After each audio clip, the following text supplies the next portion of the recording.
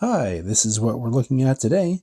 This is a 50-foot boxcar from Atlas. This is HO scale, and if you look on Atlas's website, you'll find that they sell these undecorated for $37.95 MSRP, or decorated like this one for $47.95 MSRP. And I'm specifying MSRP because that's the manufacturer's suggested retail price. That means if you shop around, you can probably find it for less. These models come from Atlas's Master Series, and your best bet probably is to go to the Atlas website and see if they have what you're looking for, and then shop around for the best price you can find. The paint and markings on this car are both well done. The detail around the door is especially nice. I'm noticing it looks like separately applied detail all around it. It's not, but it sure looks like it. Also, you can see that the model has some separately applied grabs on the ends, both on the left end and also on the right end. And then all the way down in this little black box here, you can see it has information, including the build date of October of 1979. And something else to notice about this car is it has the conspicuity stripes. And there's another bit of information somewhere down in here that says it was repainted in April of 2015. So this model should work for any modern operating layout. We'll take a quick look at the brake end here. It features separately applied ladder detail. There's a separately applied brake wheel and associated detail under the brake wheel.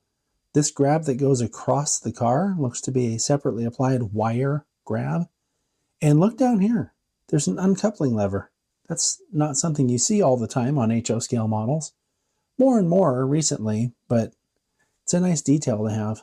And then you have this crossover platform, which appears to be photo etched metal. And a look from this angle reveals that there's also air hose detail. And here's a look at the other side. I should mention that this Pacemaker Freight Service billboard, as well as the Finger Lakes logo billboard over here, these appear to be separately applied parts that have been attached to the model. Here's a look at the A end, and you can see it has the same kind of detail, including the separately applied ladders. This tack board appears to be separately applied as well. And I wanted to show it from this angle because this way you can see the uncoupling lever and air hose detail on this side without having to look at two different angles of it. Taking a look at the roof detail, you can see that this model has that pattern that's always on these kind of box cars. And I know there's a name for this. I just can't remember the name. If you remember what the pattern's called, put a comment in the comment section below. I'm very curious to be reminded because I always have trouble remembering that. And now taking a look at the underside detail on the model, you can see it has full separately applied brake rigging. There's detail in the floor, right in the bottom side of the floor.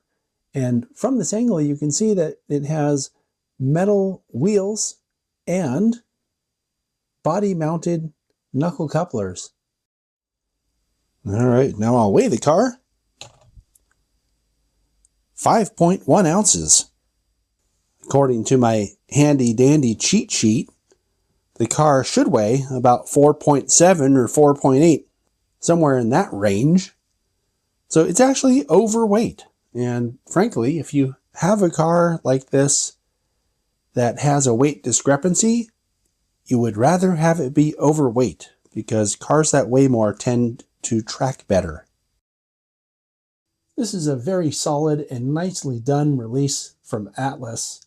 I really love the fact that they've included everything from uncoupling levers to the air hose detail. Really, there's everything that you'd want on a model like this. So great job, Atlas. I'm looking forward to seeing more. I'll catch you next time.